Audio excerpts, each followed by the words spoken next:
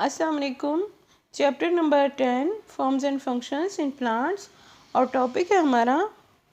Homeostasis in plant. और homeostasis actually क्या है कि कोई भी लिविंग ऑर्गेनिजम्स जब अपना इंटरनल एनवायरनमेंट जो है वो एक्सटर्नल एनवायरनमेंट के मुताबिक एडजस्ट करता है, तो इस प्रोसेस को हम होम्योस्टेसिस कहते हैं।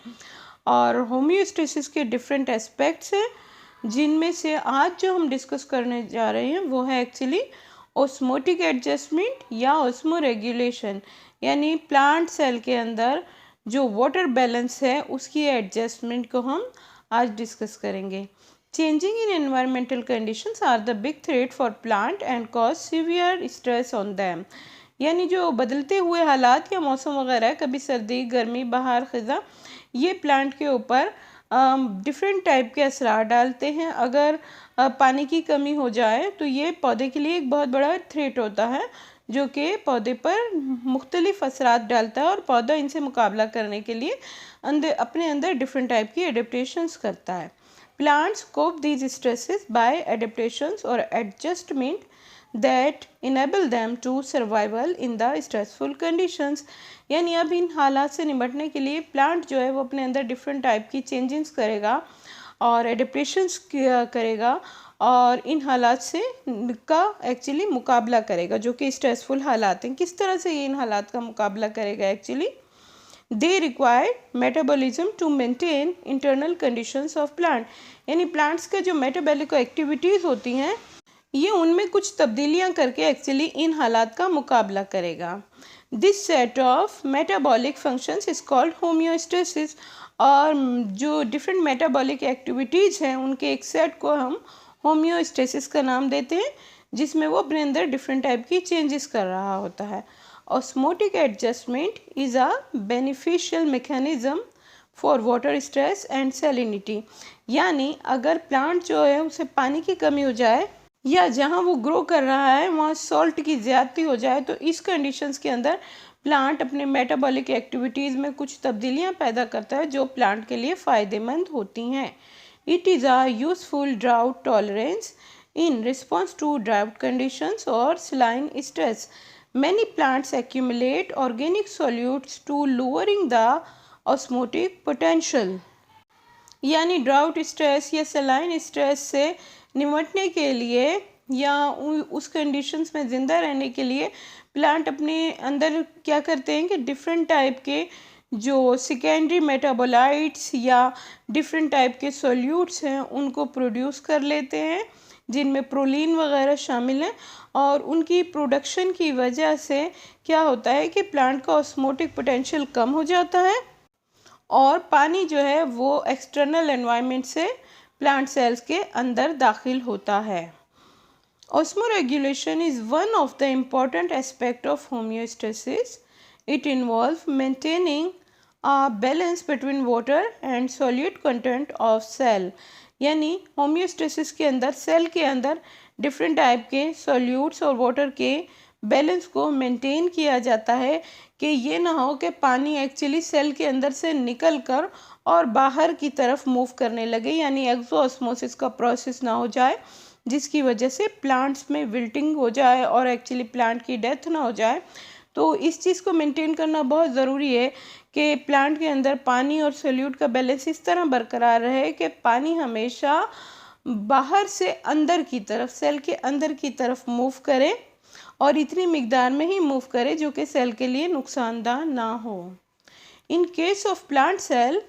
The water potential of cell sap is termed as solute potential. अब अगर हम प्लांट सेल की बात करें तो प्लांट सेल के अंदर जो सेल सैप यानी कि एक वैक्यूल होता है बड़ा सा, आपको मालूम है, और उस वैक्यूल के अंदर कुछ लिक्विड कुछ मिनरल्स भरे हुए होते हैं जिसे हम सेल सैप कहते हैं। तो उस सेल सैप का जो पोटेंशियल होता है उसे हम सोल्यूट पोटेंशियल कहते हैं। If a plant cell is placed in a pure water or solution of higher water potential than the solution in its vacuole, the water moves from outside to inside, and this process is called endosmosis and ultimately into the vacuole. As a result, the cells swell or become turgid. Such an extreme solution is called hypotonic solution. यानी अगर हम किसी plant cell को ऐसे solution में रख दें जिसके अंदर सॉल्यूट की मिकदार कम हो और इतनी कम हो कि प्लांट के सेल शेप में जितना सॉल्यूट है उससे कम सॉल्यूट बाहर हो। जब सॉल्यूट बाहर कम होगा तो इसका मतलब ये है कि बाहर वाटर ज़्यादा है और वाटर हमेशा अपने ज़्यादा से कम की तरफ हरकत करता है। अब जबकि बाहर सॉल्यूट कम है मीन्स वाटर ज़्यादा है, तो वाटर हमेशा सेल के अंदर मूव करेगा और जब सेल के अंदर वाटर मूव करेगा तो सेल यकीनी तौर पर फूल जाएगा या स्वेलअप हो जाएगा और ऐसे फूले हुए या स्वेलअप सेल को हम टर्जिड सेल कहते हैं। और बाहर जो पानी मौजूद है या सोल्यूशन मौजूद है जिसमें एक्चुअली पानी ज़्यादा और सोल्यूट कम है, तो ऐसे सोल्यूशन को हम एक्चुअली हाइपोटोनिक सोल्यूशन कहते हैं। सिंपली हम कह सकते हैं कि अगर किसी सेल को हाइपोटोनिक सोल्यूशन में रखा जाए तो एंडोस्मोसिस होगा, यानी पानी बाहर से सेल के अंदर की तरफ मूव करेगा। Further allowing the cell into such hypotonic medium doesn't cause it to burst because a cell wall develop a tension causing an internal hydrostatic pressure or pressure potential due to which further uptake of water in cytoplasm is resisted and finally stopped। यानी अगर ऐसे ही hypotonic solution में इस plant cell को छोड़ दिया जाए और पानी मुसलसल अंदर दाखिल होता रहे एंडोस्मोसिस के तहत, तो ऐसी कंडीशन में सेल फटता नहीं है, बस्ट नहीं होता है, क्योंकि प्लांट सेल्स में मौजूद सेल वॉल जो है वो भी अपोजिट साइड पर एक प्रेशर डालती है। यानी पानी जब अंदर दाखिल हो रहा होता है सेल वॉल जो है वो एक्चुअली एक प्रेशर डालती है जिसे हम इंटरनल हाइड्रोस्टेटिक प्रेशर कहते हैं, जिसकी वजह से पानी का अंदर दाखिल होना रुक जाता है या स्लो हो जाता है और फाइनली सेल फट जाए इससे पहले ये प्रोसेस स्टॉप हो जाता है। यानी कि जो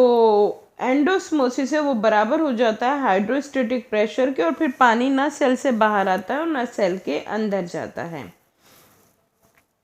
When plant cell is placed in concentrated solution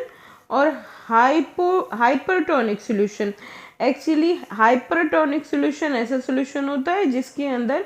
solute की मिकदार ज़्यादा होती है और इतनी ज़्यादा होती है कि एक्चुअली सेल शेप के मुकाबले में ज़्यादा होती है, तो ऐसे सॉल्यूशन को हम कंसनट्रेटेड सॉल्यूशन या हाइपरटोनिक सॉल्यूशन कहते हैं। There is a net movement of water out of the cell, तो जब भी किसी सेल को हाइपरटोनिक सॉल्यूशन में रखा जाता है तो हमेशा सेल शेप में से पानी बाहर की तरफ मूव करता है। क्यों? क्योंकि पानी अपनी ज़्यादा से कम की तरफ मूव करेगा। बाहर पानी की मिकदार कम है, सोल्यूट की मिकदार ज़्यादा है, तो सेल शेप में से निकलकर पानी बाहर की तरफ आ जाता है। As a result the cell become flaccid, और इसके नतीजे में सेल्स जो है वो श्रिंक हो जाता है, मुरझा जाता है। Under such condition the cytoplasm with its plasma membrane shrinks from the cell wall, और इस कंडीशन में जो प्लाज्मा मेम्ब्रेन है वो श्रिंक हो जाती है और सेल वॉल को छोड़ देती है, और ये कंडीशन एक्चुअली प्लाज्मोलिसिस कहलाती है। जैसा कि हम इस डायग्राम में ऑब्जर्व कर सकते हैं कि जब कुछ सेल्स को हाइपरटोनिक सॉल्यूशन में रखा है तो वो स्वेल अप हो गए हैं, और जब हाइपरटोनिक सॉल्यूशन में रखा है तो वो श्रिंक हो गए हैं या मुरझा गए हैं, क्योंकि हमेशा हाइपरटोनिक सॉल्यूशन में वाटर जो है वो सेल के अंदर मूव करता है, और जब किसी सेल को हाइपरटोनिक सॉल्यूशन में रखा जाता है तो वाटर बाहर की तरफ मूव करता है, और इस तरह से सेल जो है वो श्रिंक हो जाता है, और इस प्रोसेस को हम प्लाज्मोलिसिस कहते हैं।